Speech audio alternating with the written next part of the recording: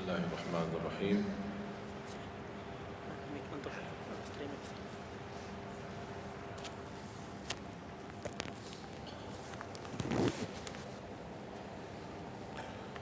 السلام عليكم ورحمة الله وبركاته. الحمد لله رب العالمين، أشهد أن لا إله إلا الله وحده لا شريك له ولي الصالحين، وأشهد أن سيدنا ونبينا محمدا عبده ورسوله الصادق الأمين. اللهم صل وسلم وبارك على سيدنا محمد وعلى آله وصحبه ومن تبعهم بإحسان إلى يوم الدين. سبحانك لا علم لنا إلا ما علمتنا إنك أنت العليم الحكيم. Para hadirin, kaum muslimin, muslimat, mukminin, mukminat, semoga senantiasa dimuliakan dan diberkahi Allah Subhanahu wa taala.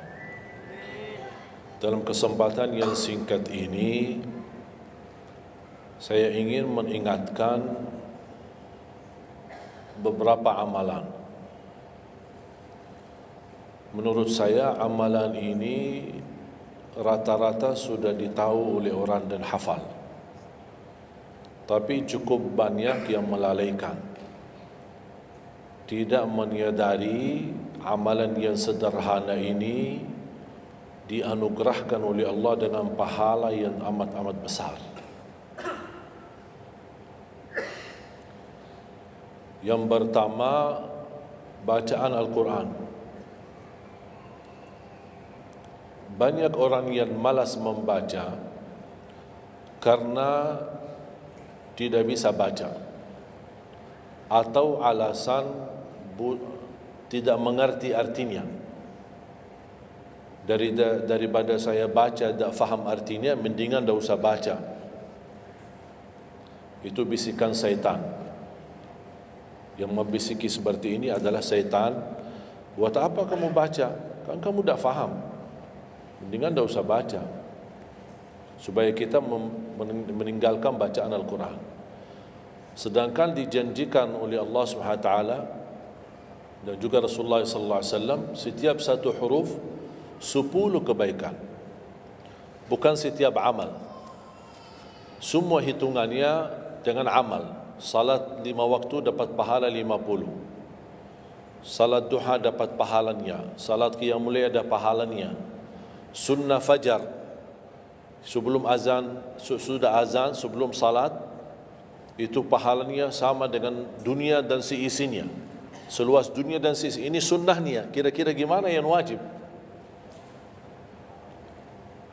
Rasulullah SAW bersabda di hadis yang sahih, la aqulu alif lam mim harf, walakin alifun harf wa lamun harf wa mimun harf. Alif lam mim bukan satu huruf, tapi alif satu huruf, lam satu huruf, mim satu huruf. Cuba kalau kita baca setiap hari satu halaman aja, berapa kita mendapatkan nilai pahala? Hitung, silakan. Bawa kalkulatornya dan hitung sendiri. Tak ada yang sia-sia di sisi Allah. Membaca Al-Quran walaupun tidak memahami isinya, tetap terhitung setiap satu huruf 10 kebaikan. Berarti anda tidak sia-sia membaca Al-Quran walaupun tidak faham. Ada orang membaca tapi berbata-bata. Dia merasa salah bacaannya, keliru. Dia sudah berusaha belajar tapi itu kemampuannya. Didatangi syaitan, dibisikin, salah mulu bacaan kamu. Tak benar bacaan kamu, wakaf tidak ada benar, panjang pendeknya tak benar, apalagi hukum tajwid tak benar. Bisa keliru, bisa dosa. Astaghfirullah, dosa ya. Udah, terima kasih syaitan. Malah dia terima kasih lagi sama syaitan. Dibisikin, didengarin, diterima, langsung dia rubah, tidak baca. Alasannya takut dosa. Padahal ada berita gembira dari Rasulullah SAW, Al-mahiru bil-Qur'ani ma'as safaratil kiramil barara. Yang mahir dalam membaca Al-Quran, nanti di hari kiamat dia bersama malaikat safara kiram barara. Terus ya Rasulullah, gimana keadaan yang berbata-bata itu? Gimana? Walladhi yatata'ta'u fi wa huwa alaihi syaq lahu ajran. Barang siapa yang membaca tapi masih berbata-bata dalam bacaannya, bukan dosa, justru 2 pahala. 1, karena dia mau baca Al-Quran. 2, karena ada berbata-bata, kesulitan dalam membaca. Allah menghargai kesulitan, Allah berikan pahala. Berarti tidak ada rugi sama Al-Quran. Semenjak saya mengambil keputusan tidak memegang HP, saya sadari betapa banyak kita rugi berjam-jam, berhari-hari, berminggu-minggu, bahkan bertahun-tahun kita jauh dari Al-Quran. Aku heran ketika mendengar ada orang yang bisa lewat 1 bulan tapi tidak khatam Al-Quran. 1 bulan, 30 hari, berarti minimal setiap hari 1 juz. Dikali 30 hari 30 juz. Ada orang 1 tahun dah khatam-khatam. Syukur kalau khatam di bulan suci Ramadan 1 kali. Habis Ramadan dia tutup Al-Quran. Mohon maaf, ketemu lagi di tahun depan pas Ramadan lagi. Ini keadaan kita. Makanya orang berkata, negeri kita bermasalah terus, negeri kita politiknya begini, negeri kita selalu ada ini. Perbuatan tangan kita. Di mana kita jauh hubungan kita sama Allah, Allah hantarkan musibah sampai kita sadar memperbaiki hubungan kita sama Allah. Salatnya, Qur'annya, ibadahnya, itu kunci memudahkan dan mengatasi semua masalah. Silahkan rubahkan pemimpinnya berkali-kali, rubahkan aturan negaranya berkali-kali, tidak akan bisa terjadi kebaikan kecuali hubungan kita dari Allah Subhanahu wa taala. Semakin baik hubungan kita, semakin dekat Allah yang urus. Tapi kalau kita mengurus sendiri dan kita jauh dari Allah, ya silakan. Kata Allah, silahkan. Wakaltuhu ila nafsi. Aku tinggalkan dia untuk dirinya sendiri. Dan siapa kira-kira yang bisa mengurusi dirinya kalau bukan pertolongan Allah SWT?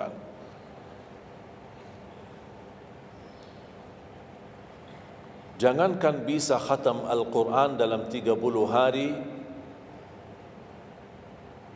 jangan 1 juz dalam 1 hari, 30 hari bisa dikhatam dalam waktu 10 jam.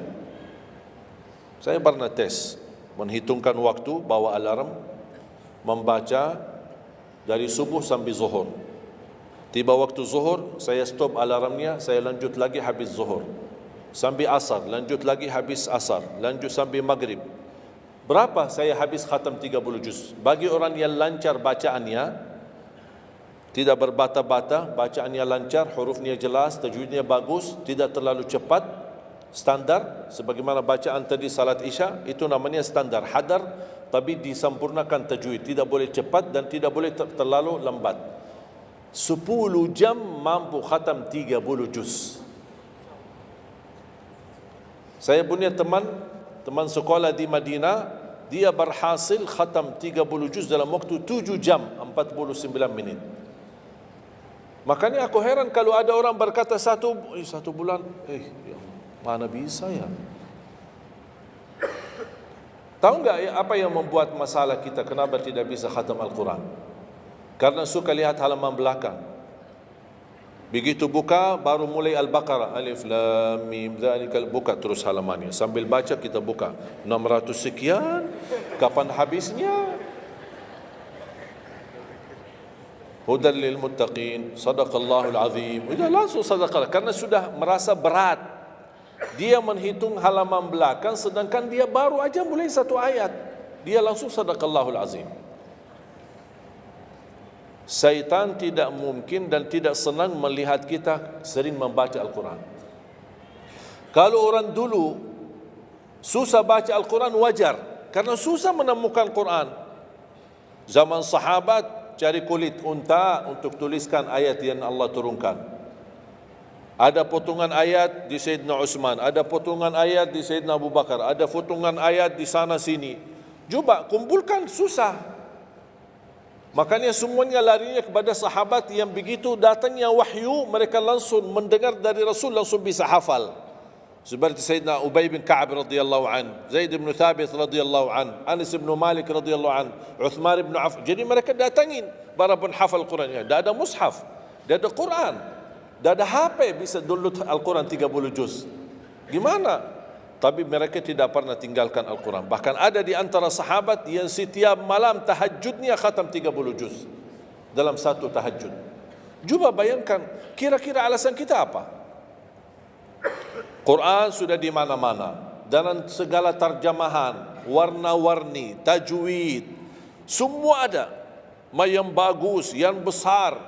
Maaf, mata saya ada yang besar, ada segede meja ini, ada. Susah menemukan, alhamdulillah HP bisa sekarang isinya 30 juz, bisa dibawa kemana-mana, tidak usah pusing mencari Al-Quran. Semua kemudahan, semestinya kita mampu mengalahkan sahabat Rasul. Karena kita semua fasilitas ada. Apa yang kita mau bilang sama Allah? Ada seorang, mungkin Bapak Ibu pernah nonton di acara Hafiz Indonesia, namanya Kaila, buta. Dia setiap hari, saya tanya, kamu berapa murajaah bacaan Quran setiap hari? 5-7 juz. Buta, 5-7 juz. Saya kaget, enggak panyakan. Kan kasihan kamu. Dan kebetulan kamu sudah punya uzur. Kalau tidak baca Al-Quran sama sekali, ana yakin Allah maafkan. Buta, tidak bisa. Tahu enggak jawabannya apa? Saya malu sama Allah menjadikan buta saya alasan tidak baca Quran. Ini anak usia 7 tahun. Malu sama Allah menjadikan buta, padahal ini ujian. Butanya dari Allah, bukan dari dirinya. Tapi dia malu menjadikan buta itu alasan tidak baca Quran. Pertanyaan saya, alasan antum apa? Apa alasan? Sibuk. Belum ada waktu. Ya, saya maklum, belum ada waktu. Memang dunia ini bikin stres. Makanya tidak ada waktu. Saya nasihatkan mulai hari ini, jangan kasih Al-Quran sisa waktumu. Dalam istilah, kalau ada sisa waktu, insya Allah saya baca Quran. Kalau itu niatnya, tidak bakalan. Tapi tolong utamakan Al-Quran dalam sehari-harimu. Minimal mulai harimu baca Quran, tutupi harimu baca Quran. Jangan tunggu sisa waktu. Wallahi Al-Quran keberkahannya luar biasa.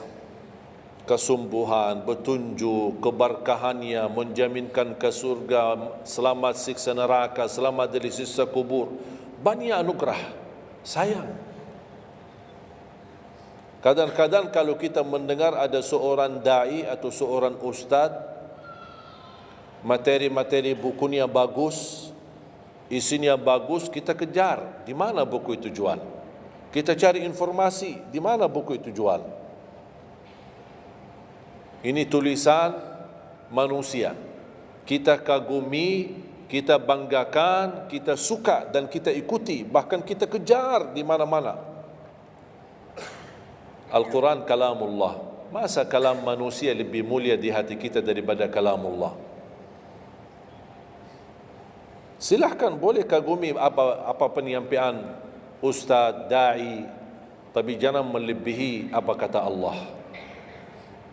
Jangan kita terharu ketika mendengar seorang berceramah, tapi berkali-kali kita simak ayat suci Al-Quran tidak pernah meneteskan air mata, seperti mendengar surat kabar atau koran. Masalah. Ternyata ucapan manusia lebih menyentuh hati. Padahal kata Allah, kalau Al-Quran diturunkan di atas gunung bisa hancur jadi tanah basir. Kembali lagi, jangan lewat satu hari belum baca Quran. Tidak bisa baca, masih bisa simak, dengar, setelkan murattal dari HP-mu. Manfaatkan kondisi macet di Jakarta. Manfaatkan, lagi naik motor, Taruh apa ruginya? Ruginya apa? Simpan handsfree di telinga, ya sambil bawa motor. Dengarin ayat suci Al-Quran. Nikmat, berkah, dalam lindungan Allah, disertai malaikat. Apa ruginya? 1 jam di dalam perjalanan, tidak ada rugi. Terhitung memang umur kita, tapi sudah diisi mendengar Al-Quran. Juga banyak waktu. Nikmat. Kalau saya merasa kesibukan mengganggu sampai tidak ada luang waktu cukup untuk saya bisa baca tilawah di rumah, saya menikmati di jalan. Apalagi kalau mau pergi ke acara, apalagi kalau keluar kota, berjalan lumayan jauh, nikmat. Ya Allah, mudah-mudahan macet terus. Nikmat. Macet ini menjadi nikmat. Dah fikir macetnya karena lagi melihat Al-Quran. Beda sama orang, hanya sepanjang berjalan cat HP, HP. Merasa bosan. Sudah semua cat sudah dilewati, semua SMS sudah dibalas, semua pesan-pesan sudah dibaca. Akhirnya bosan. Macet mulu ini Jakarta. Nanti temannya di sebelah, kalau bukan macet, bukan Jakarta loh. Itu habis waktu, sia-sia. Padahal Al-Quran ini kita baca tidak mesti dalam keadaan wudu. Apalagi kita dalam perjalanan, kita naik motor atau naik mobil kita, bisa dengan handphone kita, HP kita. Ada orang terus, gimana saya membawa Al-Quran terus saya tidak berwudu? Kan kamu menyentuh HP, bukan menyentuh Al-Quran. Bersentuhan dengan HP. Jadi saya harap, sekali lagi mohon dengan sangat, kalau boleh terima permohonan saya, tolong tinggikan perhatianmu kepada Al-Quran.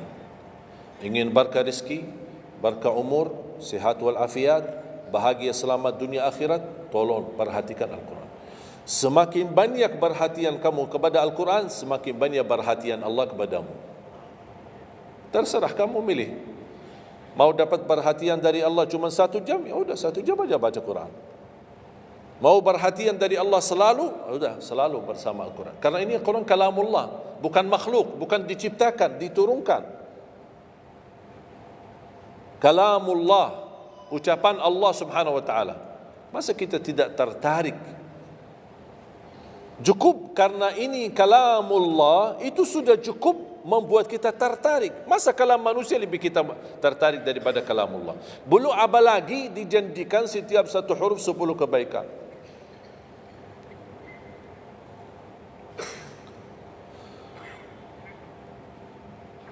Kira-kira siap?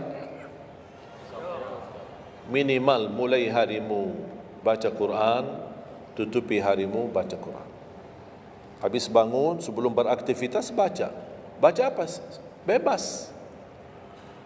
Boleh enggak saya baca sambil khatam tapi saya tidak faham isinya? Boleh. Tetap dapat pahala setiap satu huruf 10 kebaikan. Baca sampai mempelajari isi maknanya, memahami maknanya, lebih besar lagi pahalanya. Membaca, memahami, menhayati lagi, lebih besar lagi pahalanya. Membaca, memahami, menhayati, menamalkan, lebih besar lagi. Kalau tidak bisa meraih semua pahala itu, ya paling minimal pahala bacaan. Kalau saya tidak dapat meraih pahala menhayati, pahala memahami, pahala menamalkan, apalagi saya orang awam tidak begitu mengerti apa yang semestinya saya amalkan, la yukallifullahu nafsan illa wus'aha. Amalkan sesuai kemampuan. Ada pelajaran ayat yang dibacakan tadi, kita bisa ambil maknanya, kita mengambil kesimpulannya. Jangan kita menjadi seperti golongan yang datang hari kiamat malah minta tolong diselamatkan oleh Allah dari neraka. Kalau di hari kiamat tidak bisa saling menolong, tidak bisa. Sekarang kita masih bisa saling membantu dan saling menolong. Dan di antaranya menolong diri sendiri. Jangan menunggu di hari kiamat. Jangan kita bisa menolong, tolong menolong. Di hari kiamat orang tua tidak bisa menolong anaknya. Anaknya pun larikan diri daripada orang tua. Tidak ada yang mau kenal.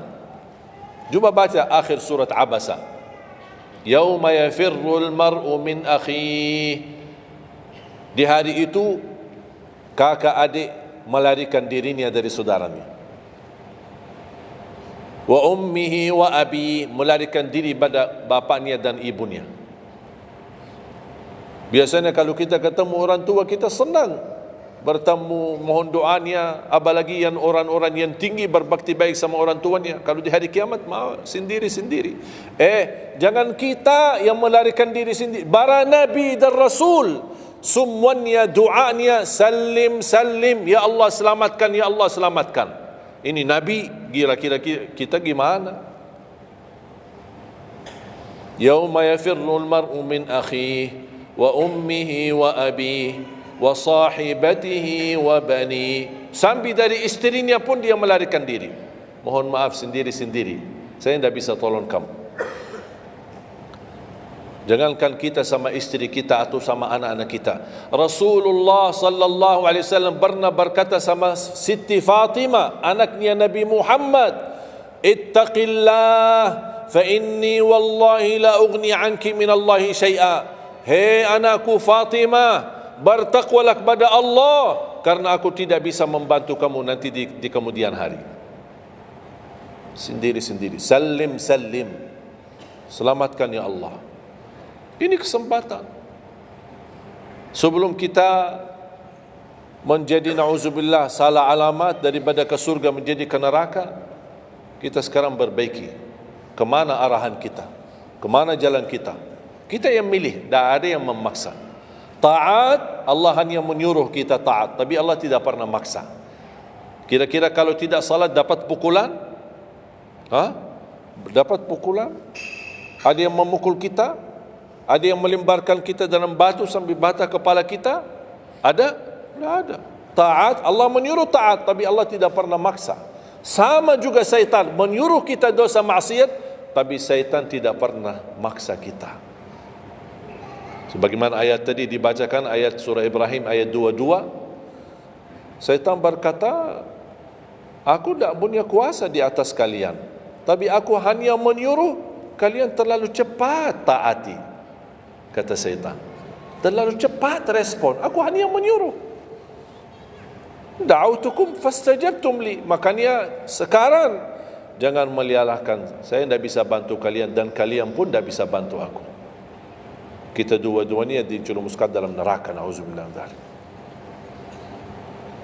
Oleh karena itu, jemaah sekalian, kesempatan, mumpun masih kita umur, masih punya kesehatan, manfaatkan. Karena akan datang satu saat, sekarang bukan masalah umur, masalah sehat. Tiba-tiba bisa sakit, virus di mana-mana. Kemarin saya punya saudara saya baik-baik aja, tidur bangun sakit, sampai matanya, mukanya macam sakit. Tiba-tiba tak bisa berbicara baik-baik, tak bisa baca Al-Quran dengan baik, tak bisa salat dengan baik. Ini kan mengganggu. Makanya Rasul mengingatkan, ketika anda sehat dan masih punya umur, jangan sia-siakan, karena akan datang satu saat anda tidak sehat dan tidak bisa maksimal ibadah. Selama anda masih bisa dan mampu maksimal ibadah, manfaatkan, jangan dirugikan. Akan datang satu saat anda tidak bisa. Saat anda berdiri, manfaatkan salatmu saat berdiri. Besok akan datang satu saat anda tidak bisa berdiri. Bahkan ada orang yang ingin sekali sujud, tapi dia bisa karena sakit lutut. Dia tidak bisa lipatkan kakinya, tidak bisa sujud. Betapa banyak orang yang merugi ketika dia sehat, dia tidak memanfaatkan dan menikmati ibadahnya. Yang kedua, doa azan. Setiap hari kita mendengar azan 5 kali. Sayang sekali banyak yang sibuk dengan handphonenya. Azan ini panggilan Allah.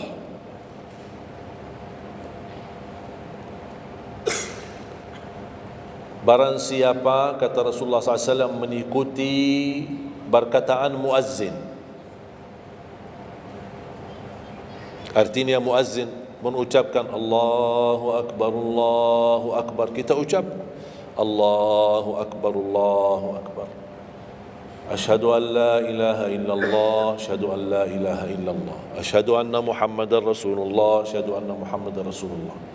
Habis wa asyhadu anna Muhammadar Rasulullah, kita berkata wa ana asyhadu an la ilaha illallah wahdahu la syarika lah wa anna Muhammadan abduhu wa rasuluh. Raditu billahi rabba wa bi Muhammadin nabiyya wa bil islami dina. Sebagaimana diriwayatkan Imam Muslim.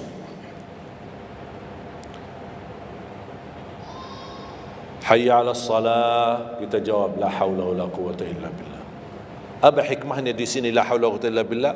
Ya Allah, kami tidak punya daya dan kekuatan untuk menghadiri panggilan-Mu kecuali dengan pertolongan-Mu ya Allah. Karena hayya 'alas salah butuh gerak, bergerak, datang. Hayya 'alas salah, panggilan, hey mari salat. Ya Allah, la haula wala quwwata illa billah. Ya Allah, kami tidak punya kemampuan menghadapi godaan dunia, menghadapi hawa nafsunya, menghadapi malas kecuali dengan kekuatan-Mu ya Allah. La haula wala quwwata illa billah. Meraih kemenangan, meraih kemuliaan, hayya 'alal falah. Ya Allah, kami tidak mampu meraih kemuliaan itu kecuali dengan kekuatan dan izin-Mu ya Allah. Allahu Akbar, kita ucapkan Allahu Akbar, Allahu Akbar. La ilaha illallah, kita ucapkan la ilaha illallah.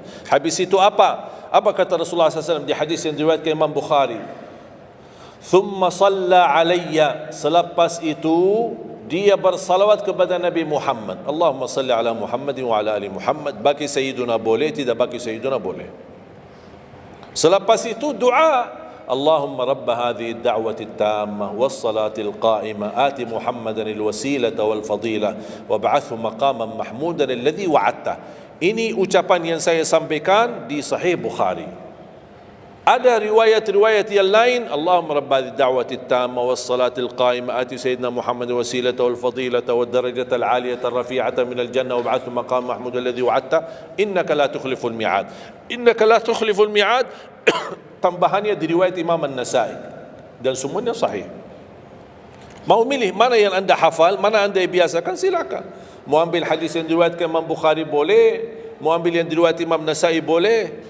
Asal jangan sampai begitu dengar azan tidak mengikuti muazzin dan sia-siakan doa itu. Padahal doa sederhana. Siapa yang tidak hafal? Setiap ditayangkan azan di TV selalu dibacakan Allahumma rabb hadhihi ad-da'wati at-tammah was-salatil qa'imah. Saya pernah tanya guru saya, seandainya ketika saya mendengar azan tapi terlalai dengan kesibukan atau telefon mendadak atau apalah urusan, baru saya menyadari ketika muazzin sampai ke hayya 'alas salah, saya belum mengikuti dari awal. Gimana caranya biar saya tidak rugi dalam pahala? Kata guru saya, ulang sendiri dari awal. Allahu Akbar, Allahu Akbar, Allahu Akbar, Allahu Akbar. Asyhadu an la ilaha illallah, asyhadu an la ilaha illallah, asyhadu anna Muhammadar Rasulullah. Sampai mendapat mengikuti muazzin dalam sisa azannya. Begitu selesai baca doa yang saya tadi sampaikan, apa kata Rasulullah? Barang siapa yang mengamalkan ini, faqad hullat lahu syafa'ati yaumal qiyamah, dijamin dapat syafaatku. 5 kali kesempatan tertulis nama kita, jaminan dapat syafaat Nabi Muhammad, tapi kita sia-siakan. Siapa yang tidak mau syafaat Nabi Muhammad?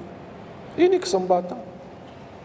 Jangan tunggu hari kiamat baru saya minta, ya Rasulullah tolong syafaatkan. Ini Rasul sudah menawarkan ini sekarang. Mau enggak dapat syafaatku? Ikuti muazzin dan baca doa azan, kemudian dapat syafaatku. Berapa minit? Tak sampai 2 minit. Ikuti muazzin, selesai azan, doa ini tak sampai 2 minit. Allahumma salli ala Muhammadin wa ala ali Muhammad. Allahumma rabb ad-da'wati at-tammah was-salatil qa'imah ati Muhammad. Dan sampai akhir, innaka la tukhliful mi'ad. Berapa lama?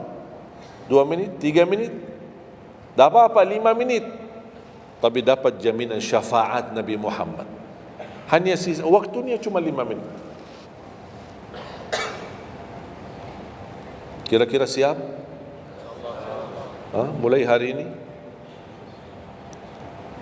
Menurut saya, yang saya sampaikan wallahi sederhana, sangat sederhana, tapi butuh perhatian aja, butuh perhatian. Yang ketiga, jangan tinggalkan sunnah qabliyah subuh. Walaupun anda malas menjaga sunnah qabliyah ba'diyah. Kalau anda merasa diri malas, banyak kan ada sunnah qabliyah ba'diyah. Kan ada sunnah qabliyah zuhur, ba'diyah zuhur, ada qabliyah ba'diyah maghrib, ba'diyah isya, qabliyah subuh. Kalau anda merasa malas melaksanakan sunnah-sunnah, minimal jangan tinggalkan sunnah subuh. Pahalanya lebih besar daripada dunia dan seisinya. Walaupun anda telat bangun, sudah kesiangan, tetap wajib ambil air wudu, laksanakan sunnahnya, baru salat subuhnya. Walaupun anda bangun jam 11 siang. Tetap banyak orang karena ketiduran dan terlewat waktunya, dia tidak salat subuh. Terus ini hutang, wajib bayar. Dan tidak bisa besok ganti subuh 2 kali. Tidak ada di dalam agama.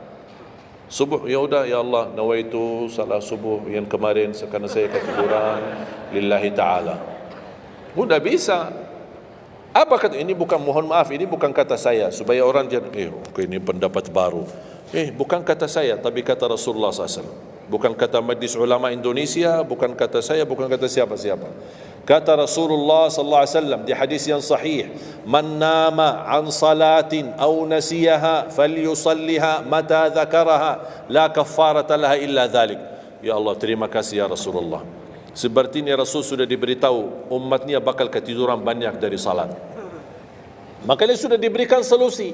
Seandainya ketiduran, ini juga kata Rasulullah, man nama an salatin, silahkan nanti anda pas pulang buka di Google, biar lihat sanad hadisnya ini. Oh, Syekh Ali kau bawain hadis yang dah benar ini. Silahkan. Tahu, kenal enggak Syekh Google? Syekh Google kenal? InsyaAllah semua ilmu dia tahu. Tinggal masukin aja. Barang siapa yang ketiduran dari salat, hadis. Terus klik, dia keluar. Semua dasarnya apa dijelaskan. Semua. Mu bahasa Arab ada, mu bahasa Indonesia ada, mu bahasa Inggris pun ada. Syekh Google hebat. Man nama an salatin aw nasiyaha falyusalliha mata dzakaraha la kafarata lahu illa dzalik. Barang siapa yang ketiduran, coba ketiduran. Tidur menurut ulama dianggap uzur. Pernah istri saya ketika saya keluar kota, dia hubungi dan dia bangun kesiangan, kira-kira jam 8. Dia telefon dan nangis. Kenapa nangis? Sakit? Enggak, ketiduran tadi subuh. Ya udah, ambil air wudu, salat subuh. Rasulullah aja pernah ketiduran dari salat subuh. Yang tidak boleh, jangan terlalu sering. Kalau sekali-kali karena sakit, terlalu lelah, capek, Allah maklumlah kita manusia lemah. Tapi jangan setiap hari ketiduran. Ya Allah, maaf ketiduran ya. Kira-kira di jam kantor, kalau setiap hari kita telat, alasannya, ya maaf bos, ketiduran. Besok lagi alasan yang sama, maaf ketiduran. Besok lagi alasan yang sama. Kira-kira gimana? Dipecat enggak? Dipecat. Malu kita, sama manusia aja tidak berani kita dengan alasan yang sama, kita selalu itu aja. Masa sama Allah kita berani? Sekali-kali boleh uzur. Capek, sakit. Sekali-kali, tapi jangan terlalu sering. Ketika kita bangun, jam berapapun, wajib laksanakan. Karena kata Rasulullah, tidak ada kafarah yang lain. Tidak ada kata ganti dengan uang, atau ganti dengan sedekah, atau ganti dengan, tidak bisa. Tunaikan. Falyusalliha, kata Rasulullah, falyusalliha, segerakan salat itu jam berapapun, walaupun kesiangan.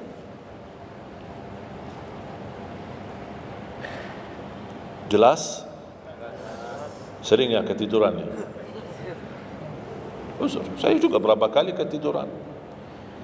Bukan berarti saya tidak pernah ketiduran, berapa kali.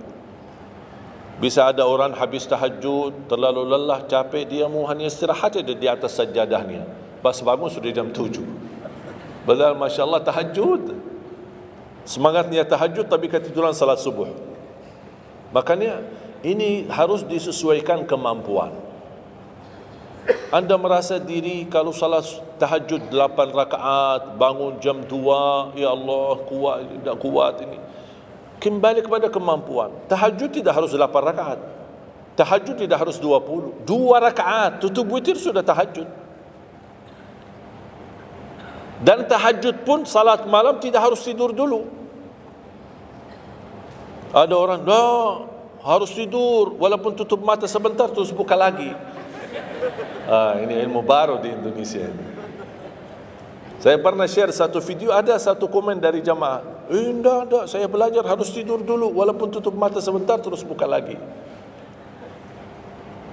Kembali kepada kemampuan. Ada yang biasa tidur, bangun tengah malam, sepertiga akhir, itu lebih afdal.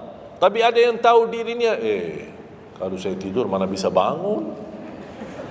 Udah, mendingan daripada tidak ada tahajud malam itu, mendingan kita salat. Dan ini bukan kata saya, dan bukan kata ulama, tapi kata Rasulullah sallallahu alaihi wasallam. Sebagaimana di hadis yang sahih kata Abu Hurairah radhiyallahu an, pernah Rasulullah menwasiatkan aku jaga witir sebelum tidur. Berarti Rasul mengizinkan kita melaksanakan ibadah salat malam, di antaranya witir sebelum tidur. Umar bin Khattab radhiyallahu anhu punya kebiasaan witir sebelum tidur. Ditanya, kenapa witir sebelum tidur? Dia kata, saya takut meninggal dunia dalam keadaan tidur, belum tertulis nama saya sebagai ahli witir. Saya punya kebiasaan, habis pulang ke rumah, sebelum tidur ambil air wudu, salat 2 rakaat sunnah wudu, kemudian salat 2 rakaat muqaddimah witir, kemudian 1 rakaat witir, baru saya tidur. Kalau dapat bangun lagi, alhamdulillah bisa tahajud, tapi tidak boleh witir lagi karena sudah witir duluan.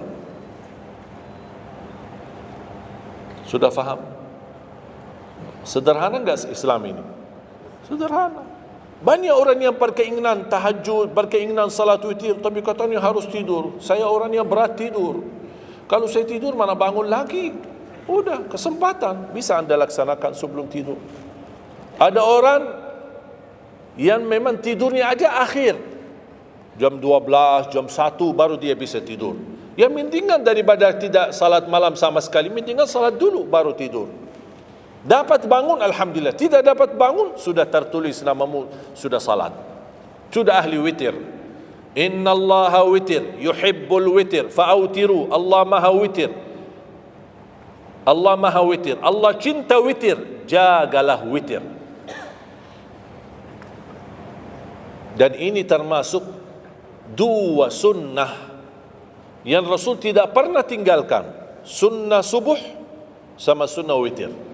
Sakit, sehat, mukim, di dalam kota, musafir, keluar kota, perang, aman, damai, tetap tidak pernah tinggalkan 2 sunnah itu, sunnah subuh sama sunnah witir. Itu kebiasaan Rasulullah SAW. Kalau anda merasa pun sakit, tidak bisa berdiri, tidak bisa qiyam, bisa anda laksanakan witir dalam kondisi duduk. Yang terakhir, ayat al-kursi.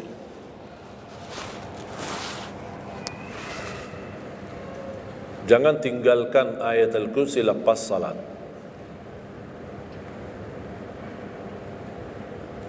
Jangan tinggalkan ayat kursi lepas salat. Salat wajib. Sama ketika mau tidur, cuma 1 ayat, tapi tahu enggak pahalanya apa? Kan habis salat kan ada zikir-zikir kan?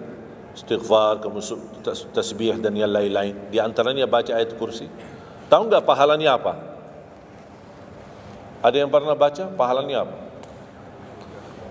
Barang siapa yang membaca ayat al-kursi setiap habis salat fardu,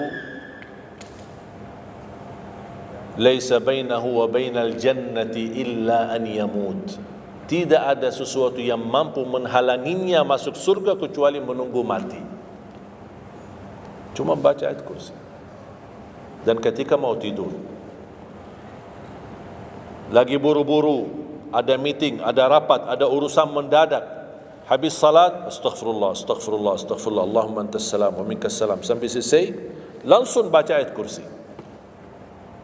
Terus subhanallah itu yang lain-lain gimana? Tak apa-apa, sambil jalan naik motor, subhanallah, subhanallah, subhanallah, subhanallah, sambil jalan.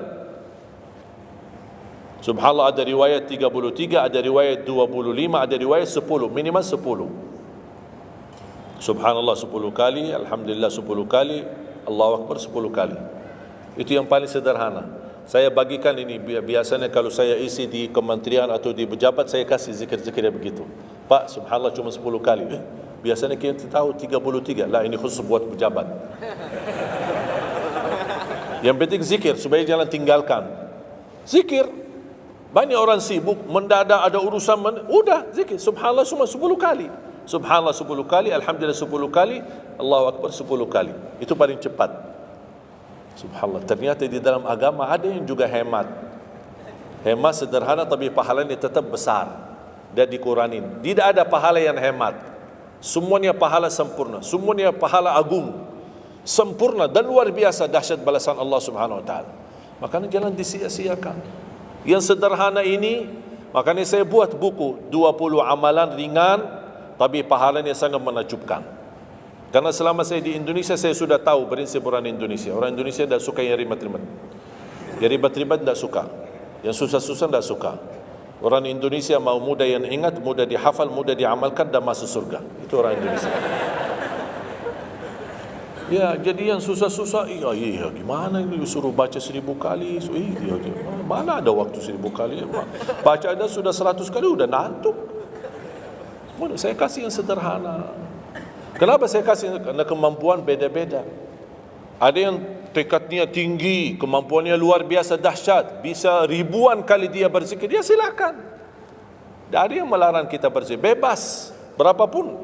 Tapi ada yang malas. Udah.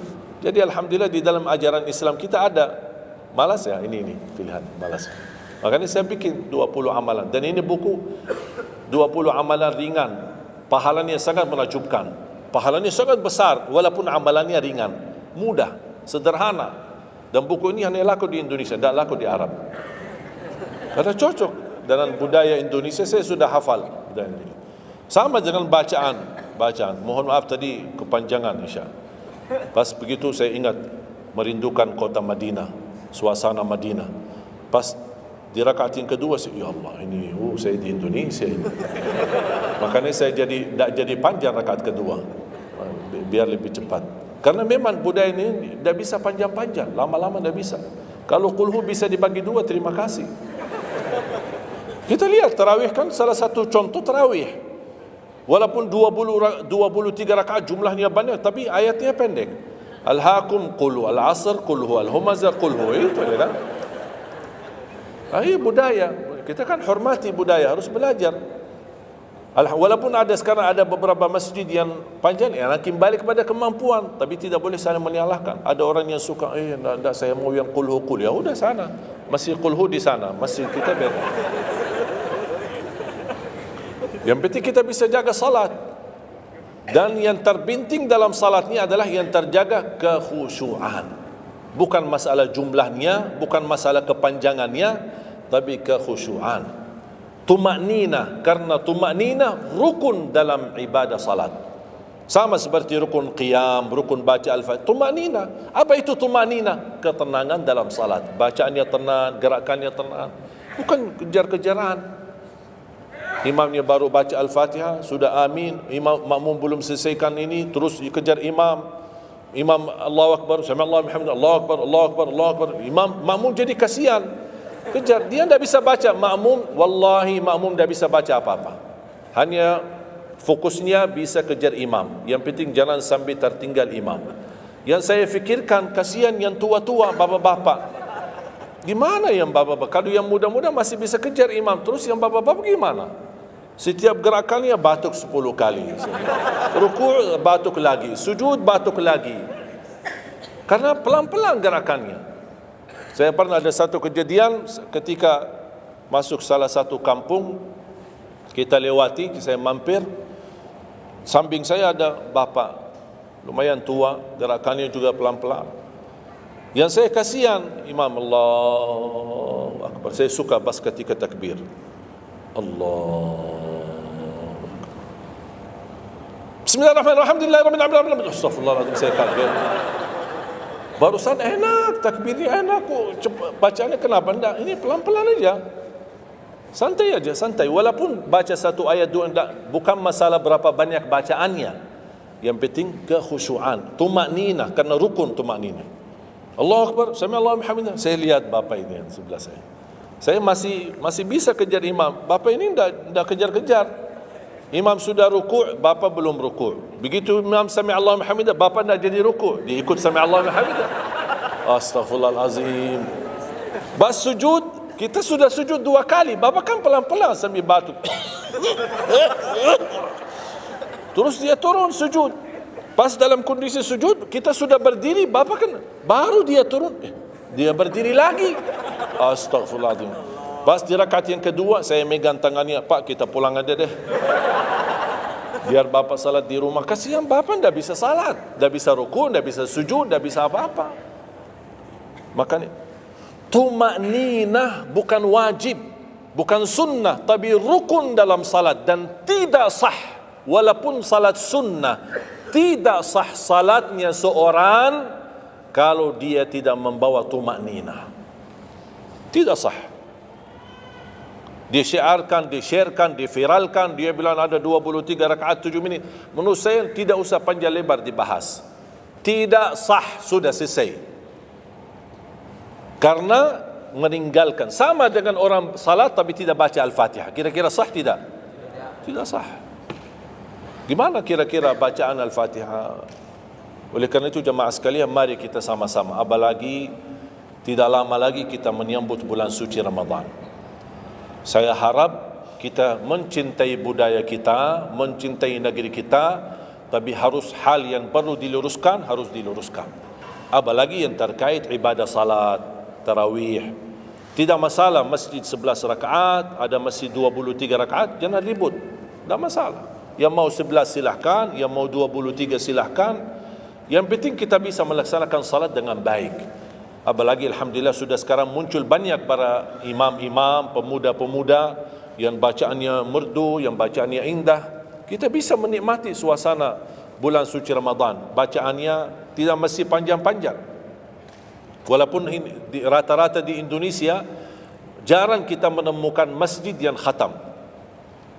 Dulu saya ingat waktu saya masih di Lombok, kita ingat salat tarawih khatam 30 juz, dan salat tahajud di 10 malam terakhir khatam lagi 30 juz.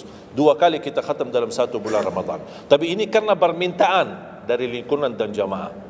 Kalau tidak ada permintaan susah. Apalagi orang baru datang. Saya sering memperhatikan orang baru datang kayaknya salah masuk masjid.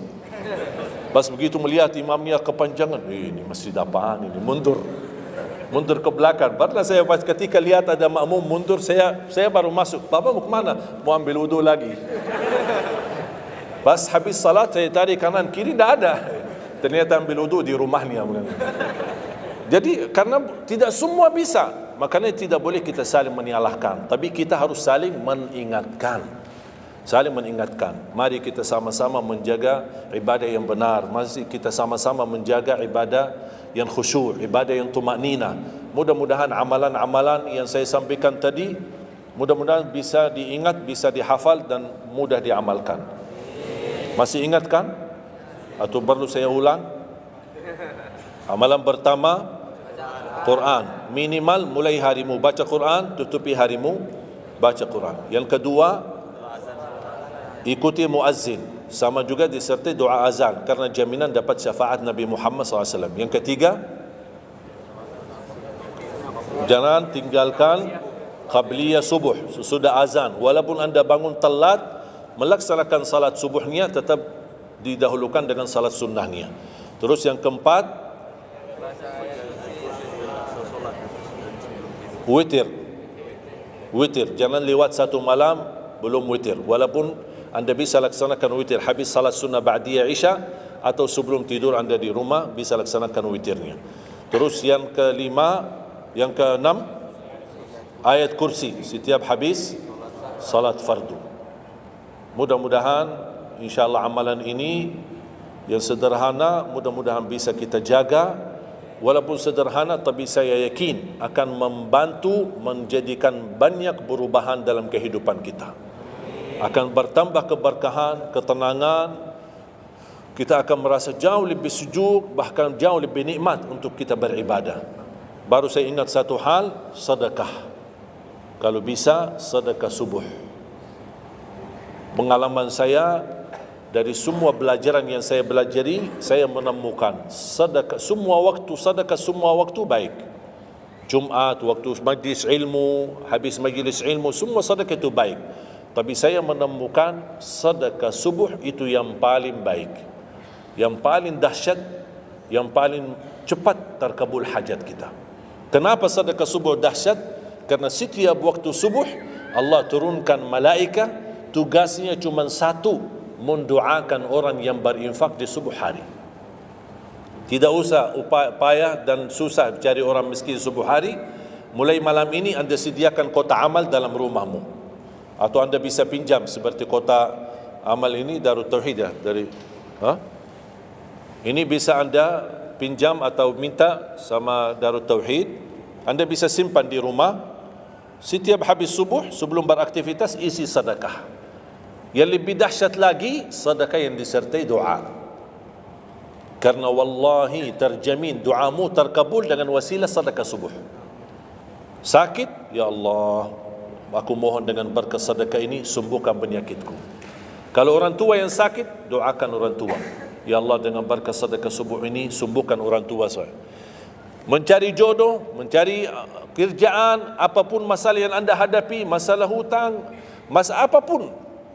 Orang tua sudah meninggal, ya Allah aku mohon dengan berkat sedekah ini titipkan pahala sedekah ini untuk kedua orang tuaku. Apa saja, mau hafal Al-Quran, tapi kalau boleh saya usulkan satu kali sedekah fokus satu hajat. Jangan sedekahnya koin tapi doanya sambil terbit matahari. Malu sama Allah. Kelamaan doa ni, sambil malaikat tulis doa ni, kelamaan. Banyak sekali doa. Satu kali doa, satu kali hajat, satu kali sedekah. Sesuaikan. Bukan Allah tidak bisa, Allah maha bisa menolong kita. Tapi kita malu, masa kita sedekah begitu saja, tapi kita minta panjang lebar. Ya, tolong disesuaikan. Tapi rutin, wallahi dahsyat. Antum insyaAllah akan merasakan sedekah subuh, subhanallah. Setiap jamaah yang saya sampaikan, termasuk ada keluarga yang sudah lama menikah, tidak punya keturunan, saya memberikan amalan ini.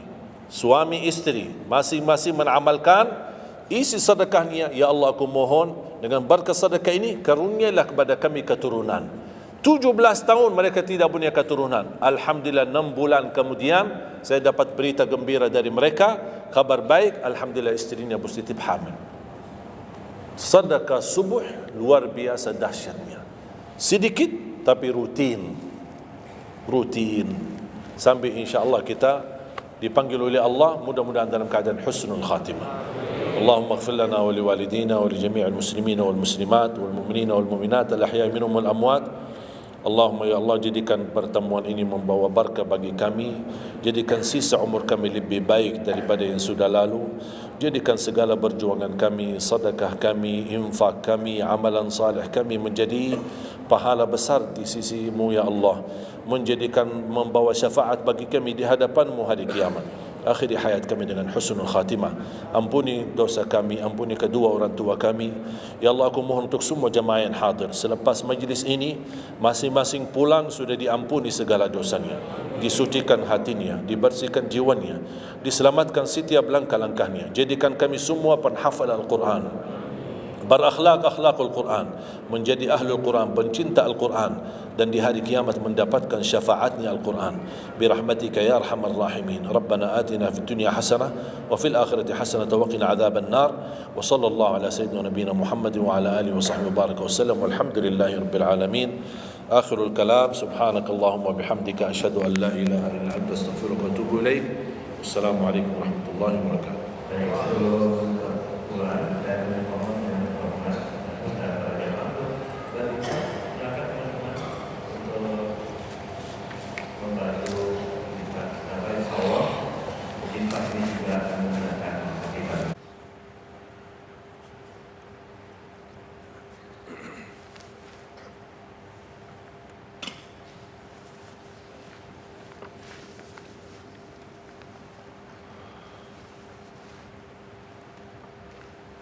Bismillahirrahmanirrahim.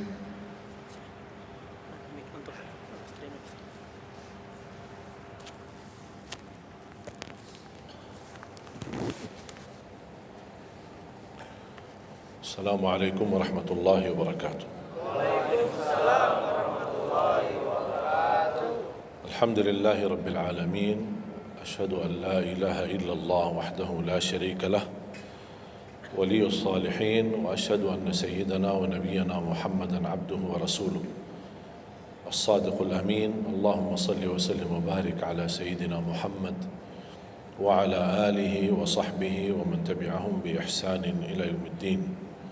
سبحانك لا علم لنا إلا ما علمتنا إنك أنت العليم الحكيم. Para hadirin kaum muslimin muslimat, mukminin mukminat, semoga senantiasa dimuliakan dan diberkahi Allah Subhanahu wa taala. Dalam kesempatan yang singkat ini, saya ingin mengingatkan beberapa amalan. Menurut saya amalan ini rata-rata sudah ditahu oleh orang dan hafal.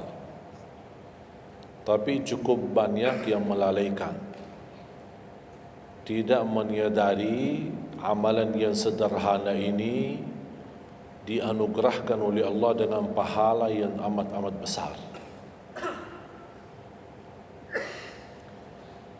Yang pertama, bacaan Al-Quran.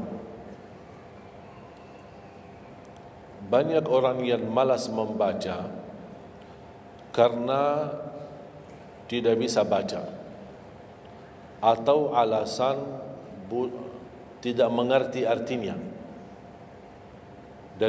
Daripada saya baca tak faham artinya, mendingan tak usah baca. Itu bisikan syaitan. Yang membisiki seperti ini adalah syaitan. Buat apa kamu baca? Kan kamu tak faham. Mendingan tak usah baca, supaya kita meninggalkan bacaan Al-Quran.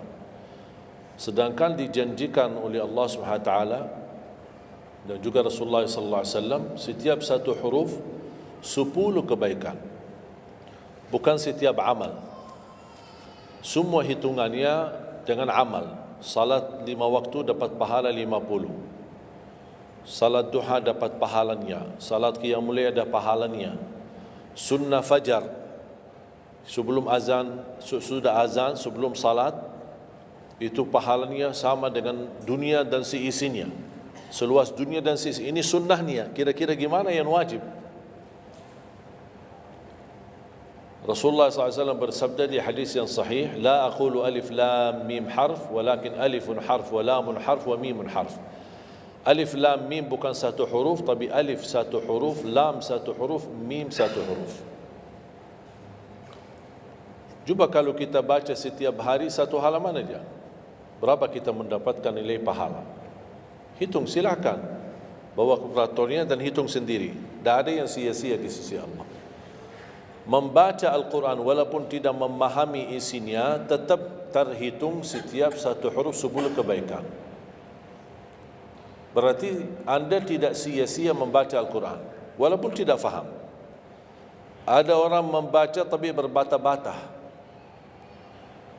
Dia merasa salah bacaannya, keliru. Dia sudah berusaha belajar, tapi itu kemampuannya. Didatangi syaitan, dibisikin, Salah mulu bacaan kamu. Tak benar bacaan kamu. Waqaf ibtida tak benar, panjang pendeknya tak benar, apalagi hukum tajwid tak benar. Bisa keliru, bisa dosa. Astagfirullah, dosa ya. Udah, terima kasih syaitan. Malah dia terima kasih lagi sama syaitan. Dibisikin, didengarin, diterima, langsung dia rubah, tidak baca. Alasannya takut dosa. Padahal ada berita gembira dari Rasulullah SAW, al-mahiru bil-Qur'ani ma'as safaratil kiramil barara. Yang mahir dalam membaca Al-Quran, nanti di hari kiamat dia bersama malaikat safara kiram barara. Terus ya Rasulullah, gimana keadaan yang berbata-bata itu? Gimana? Walladhi yatata'ta'u fi wa huwa alaihi syaq lahu ajran. Barang siapa yang membaca tapi masih berbata-bata dalam bacaannya, bukan dosa, justru 2 pahala. 1 karena dia mau baca Al-Quran, kedua karena ada berbata-bata, kesulitan dalam membaca. Allah menghargai kesulitan, Allah berikan pahala. Berarti tidak ada rugi sama Al-Quran. Semenjak saya mengambil keputusan tidak memegang HP, saya sadari betapa banyak kita rugi berjam-jam, berhari-hari, berminggu-minggu, bahkan bertahun-tahun kita jauh dari Al-Quran. Aku heran ketika mendengar ada orang yang bisa lewat 1 bulan tapi tidak khatam Al-Quran. 1 bulan, 30 hari, berarti minimal setiap hari 1 juz. Dikali 30 hari 30 juz. Ada orang 1 tahun dah khatam-khatam. Syukur kalau khatam di bulan suci Ramadan 1 kali. Habis Ramadan dia tutup Al-Quran. Mohon maaf, ketemu lagi di tahun depan pas Ramadan lagi. Ini keadaan kita. Makanya orang berkata, negeri kita bermasalah terus, negeri kita politiknya begini, negeri kita selalu ada ini. Perbuatan tangan kita. Di mana kita jauh hubungan kita sama Allah, Allah hantarkan musibah sampai kita sadar memperbaiki hubungan kita sama Allah. Salatnya, Qur'annya, ibadahnya, itu kunci memudahkan dan mengatasi semua masalah. Silahkan rubahkan pemimpinnya berkali-kali, rubahkan aturan negaranya berkali-kali, tidak akan bisa terjadi kebaikan kecuali hubungan kita dari Allah Subhanahu Wa Taala. Semakin baik hubungan kita, semakin dekat, Allah yang urus. Tapi kalau kita mengurus sendiri dan kita jauh dari Allah, ya silakan. Kata Allah, silahkan. Wakaltuhu ila nafsi. Aku tinggalkan dia untuk dirinya sendiri. Dan siapa kira-kira yang bisa mengurusi dirinya kalau bukan pertolongan Allah SWT?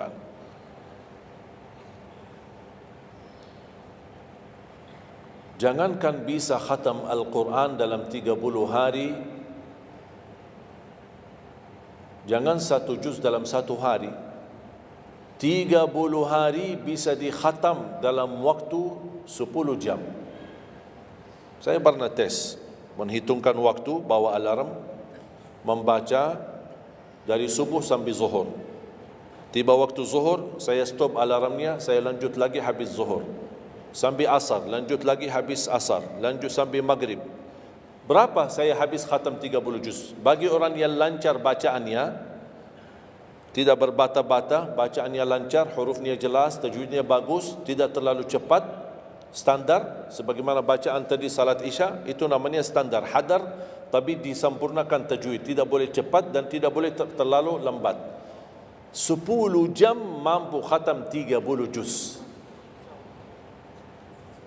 Saya punya teman sekolah di Madinah, dia berhasil khatam 30 juz dalam waktu 7 jam 49 menit. Makanya aku heran kalau ada orang berkata 1 bulan, mana bisa ya? Tahu enggak apa yang membuat masalah kita kenapa tidak bisa khatam Al-Quran? Karena suka lihat halaman belakang. Begitu buka baru mulai Al-Baqarah, Alif Lam Mim Dzalikal, buka terus halamannya. Sambil baca kita buka 600 sekian, kapan habisnya? Hudan lil muttaqin, sadaqallahul azim. Sudah langsung sadaqah karena sudah merasa berat. Dia menghitung halaman belakang sedangkan dia baru aja mulai 1 ayat. dia langsung sadaqallahul azim. Syaitan tidak mungkin dan tidak senang melihat kita sering membaca Al-Quran. Kalau orang dulu susah baca Al-Quran, wajar, karena susah menemukan Quran. Zaman sahabat cari kulit unta untuk tuliskan ayat yang Allah turunkan. Ada potongan ayat di Sayyidina Utsman, ada potongan ayat di Sayyidina Abu Bakar, ada potongan ayat di sana sini. Coba kumpulkan, susah. Makanya semuanya larinya kepada sahabat yang begitu datangnya wahyu, mereka langsung mendengar dari Rasul, langsung bisa hafal. Seperti Sayyidina Ubay bin Ka'ab radhiyallahu an, Zaid bin Thabit radhiyallahu an, Anas bin Malik radhiyallahu an, Uthman bin Affan. Jadi mereka datangin para penghafal Qurannya. Tidak ada mushaf, tidak ada Quran, tidak ada HP bisa download Al-Quran 30 juz. Gimana? Tapi mereka tidak pernah tinggalkan Al-Quran. Bahkan ada di antara sahabat yang setiap malam tahajudnya khatam 30 juz dalam satu tahajud. Coba bayangkan, kira-kira alasan kita apa? Quran sudah di mana-mana, dalam segala terjemahan, warna-warni, tajwid, semua ada. Yang bagus, yang besar. Maaf, mata saya, ada yang besar, ada segede meja ini, ada. Susah menemukan, alhamdulillah HP bisa sekarang isinya 30 juz, bisa dibawa kemana-mana, tidak usah pusing mencari Al-Quran. Semua kemudahan, semestinya kita mampu mengalahkan sahabat Rasul. Karena kita semua fasilitas ada. Apa yang kita mau bilang sama Allah? Ada seorang, mungkin Bapak Ibu pernah nonton di acara Hafiz Indonesia, namanya Kaila, buta. Dia setiap hari, saya tanya, kamu berapa murajaah bacaan Quran setiap hari? 5 sampai 7 juz. Buta, 5 sampai 7 juz. Saya kaget, enggak panyakan, kan kasihan kamu. Dan kebetulan kamu sudah punya uzur. Kamu dah baca Al-Quran sama sekali, ana yakin Allah maafkan. Buta, dah bisa. Tahu enggak jawabannya apa? Saya malu sama Allah menjadikan buta saya alasan tidak baca Quran. Ini anak usia 7 tahun. Malu sama Allah menjadikan buta, padahal ini ujian. Butanya dari Allah, bukan dari dirinya. Tapi dia malu menjadikan buta itu alasan tidak baca Quran. Pertanyaan saya, alasan antum apa? Apa alasan? Sibuk. Belum ada waktu. Ya, saya maklum, belum ada waktu. Memang dunia ini bikin stres. Makanya tidak ada waktu. Saya nasihatkan mulai hari ini, jangan kasih Al-Quran sisa waktumu. Dalam istilah, kalau ada sisa waktu, insya Allah saya baca Quran. Kalau itu niatnya, tidak bakalan. Tapi tolong utamakan Al-Quran dalam sehari-harimu. Minimal mulai harimu baca Quran, tutupi harimu baca Quran. Jangan tunggu sisa waktu. Wallahi Al-Quran keberkahannya luar biasa. Kesumbuhan, petunjuk, keberkahannya, menjaminkan ke surga, selamat siksa neraka, selamat dari siksa kubur. Banyak anugerah. Sayang. Kadang-kadang kalau kita mendengar ada seorang da'i atau seorang ustaz, materi-materi bukunya bagus, isinya bagus, kita kejar. Di mana buku itu jual? Kita cari informasi, di mana buku itu jual? Ini tulisan manusia. Kita kagumi, kita banggakan, kita suka dan kita ikuti, bahkan kita kejar di mana-mana. Al-Quran kalamullah. Masa kalam manusia lebih mulia di hati kita daripada kalamullah? Silahkan boleh kagumi apa penyampaian ustaz, da'i, tapi jangan melebihi apa kata Allah. Jangan kita terharu ketika mendengar seorang berceramah, tapi berkali-kali kita simak ayat suci Al-Quran tidak pernah meneteskan air mata, seperti mendengar surat kabar atau koran. Masalah. Oh, ternyata ucapan manusia lebih menyentuh hati. Padahal kata Allah, kalau Al-Quran diturunkan di atas gunung bisa hancur jadi tanah basir. Kembali lagi, jangan lewat satu hari belum baca Quran. Tidak bisa baca, masih bisa simak, dengar. Setelkan murattal dari HP-mu. Manfaatkan kondisi macet di Jakarta. Manfaatkan. Lagi naik motor, taruh apa ruginya? Ruginya apa? Simpan handsfree di telinga, ya sambil bawa motor. Dengarin ayat suci Al-Quran. Nikmat, berkah, dalam lindungan Allah, disertai malaikat. Apa ruginya? 1 jam di dalam perjalanan, tidak ada rugi. Terhitung memang umur kita, tapi sudah diisi mendengar Al-Quran. Juga banyak waktu. Nikmat. Kalau saya merasa kesibukan mengganggu sampai tidak ada luang waktu cukup untuk saya bisa baca tilawah di rumah, saya menikmati di jalan. Apalagi kalau mau pergi ke acara, apalagi kalau keluar kota, berjalan lumayan jauh, nikmat. Ya Allah, mudah-mudahan macet terus. Nikmat. Macet ini menjadi nikmat. Dah fikir macetnya karena lagi melihat Al-Quran. Beda sama orang, hanya sepanjang berjalan cat HP, HP.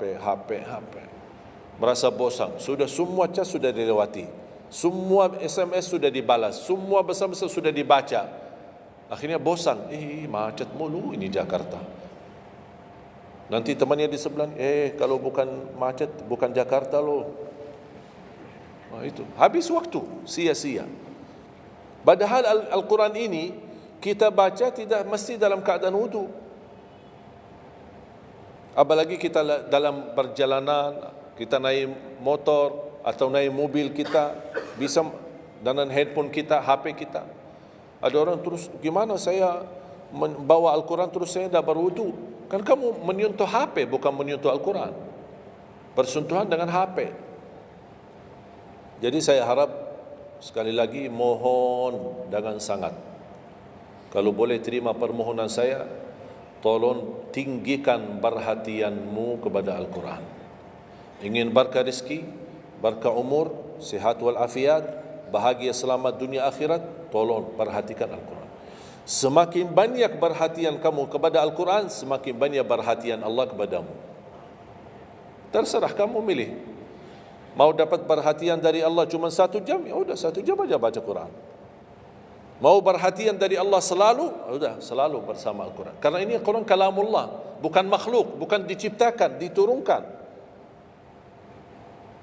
Kalamullah, ucapan Allah subhanahu wa ta'ala.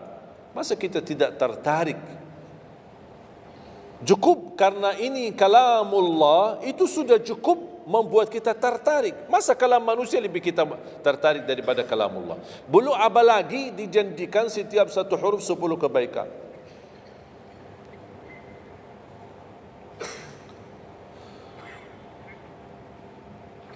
Kira-kira siap?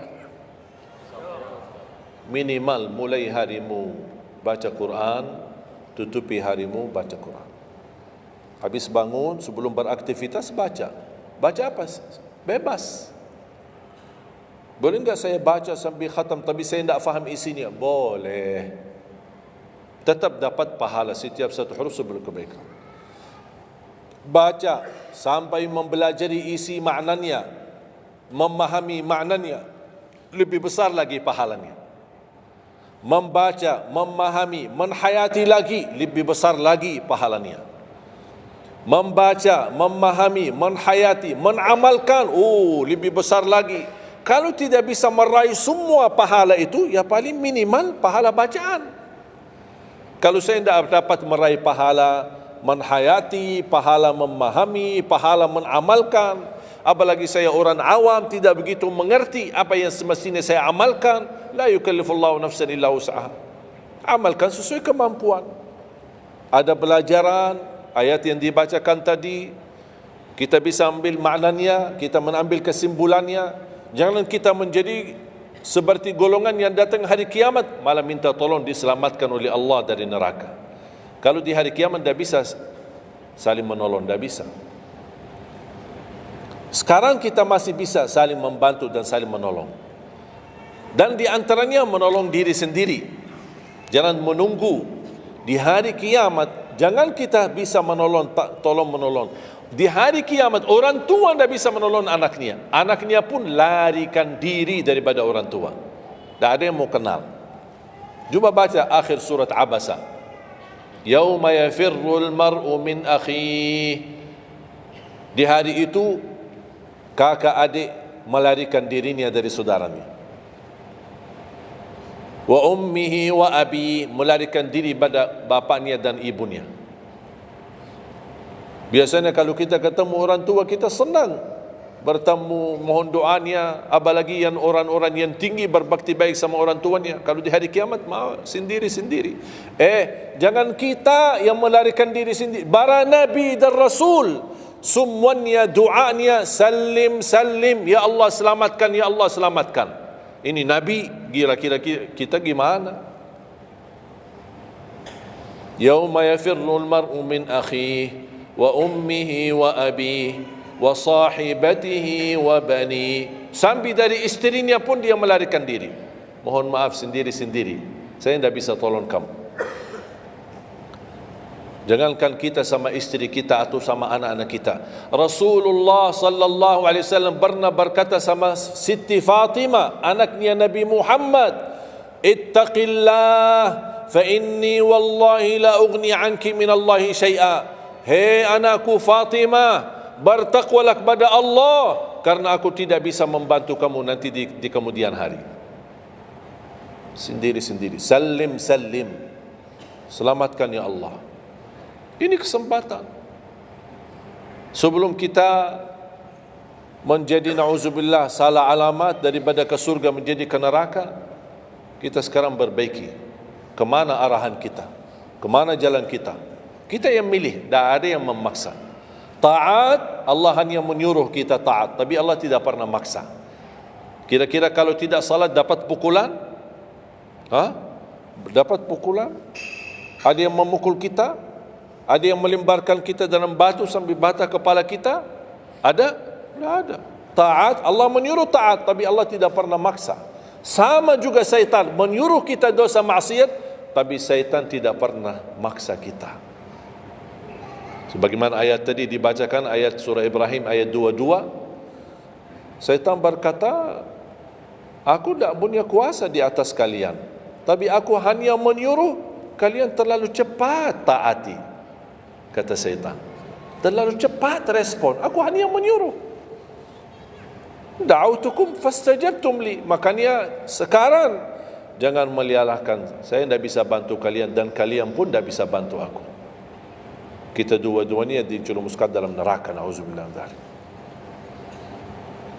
Oleh karena itu jemaah sekalian, kesempatan, mumpun masih kita umur, masih punya kesehatan, manfaatkan. Karena akan datang satu saat, sekarang bukan masalah umur, masalah sehat. Tiba-tiba bisa sakit, virus di mana-mana. Kemarin saya punya saudara saya baik-baik aja, tidur bangun sakit, sampai matanya, mukanya macam sakit. Tiba-tiba dah bisa berbicara baik-baik, dah bisa baca Al-Quran dengan baik, dah bisa salat dengan baik. Ini kan mengganggu. Makanya Rasul mengingatkan, ketika anda sehat dan masih punya umur, jangan sia-siakan, karena akan datang satu saat anda tidak sehat dan tidak bisa maksimal ibadah. Selama anda masih bisa dan mampu maksimal ibadah, manfaatkan, jangan dirugikan. Akan datang satu saat anda tidak bisa. Saat anda berdiri, manfaatkan salatmu saat berdiri. Besok akan datang satu saat anda tidak bisa berdiri. Bahkan ada orang yang ingin sekali sujud, tapi dia bisa karena sakit lutut. dia tidak bisa lipatkan kakinya, tidak bisa sujud. Betapa banyak orang yang merugi ketika dia sehat, dia tidak memanfaatkan dan menikmati ibadahnya. Yang kedua, doa azan. Setiap hari kita mendengar azan 5 kali. Sayang sekali banyak yang sibuk dengan handphonenya. Azan ini panggilan Allah.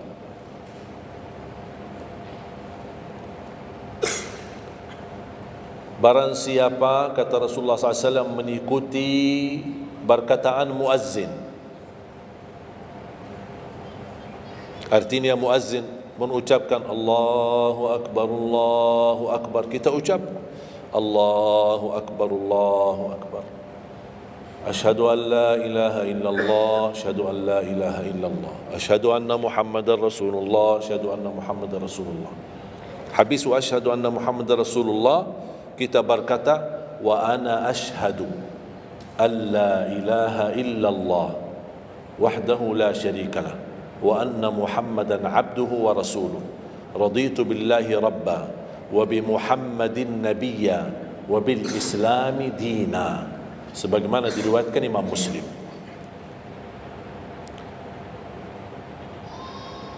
Hayya 'alas salah, kita jawab la haula wala quwwata illa billah. Apa hikmahnya di sini la haula wala quwwata illa billah? Ya Allah, kami tidak punya daya dan kekuatan untuk menghadiri panggilan-Mu kecuali dengan pertolongan-Mu ya Allah. Karena hayya 'alas salah butuh gerak, bergerak, datang. Hayya 'alas salah, panggilan, hei mari salat.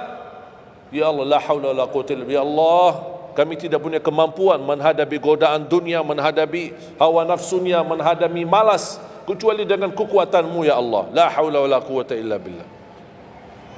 Meraih kemenangan, meraih kemuliaan, hayya 'alal falah. Ya Allah, kami tidak mampu meraih kemuliaan itu kecuali dengan kekuatan dan izin-Mu ya Allah. Allahu Akbar, kita ucapkan Allahu Akbar, Allahu Akbar. La ilaha illallah, kita ucapkan la ilaha illallah. Habis itu apa? Apa kata Rasulullah SAW di hadis yang diriwayatkan Imam Bukhari? Thumma salla alayya, selepas itu dia bersalawat kepada Nabi Muhammad. Allahumma salli ala Muhammad wa ala ali Muhammad. Bagi Sayyiduna boleh, tidak bagi Sayyiduna boleh. Selepas itu doa, Allahumma rabba hadhihi ad-da'wati at-tammah was-salati al-qa'imah ati Muhammadan al-wasilata wal-fadilah wab'athhu maqaman mahmudan alladhi wa'adta. Ini ucapan yang saya sampaikan di Sahih Bukhari. Ada riwayat-riwayat yang lain, Allahumma rabba hadhihi ad-da'wati at-tammah was-salati al-qa'imah ati Sayyidina Muhammad al-wasilata wal-fadilah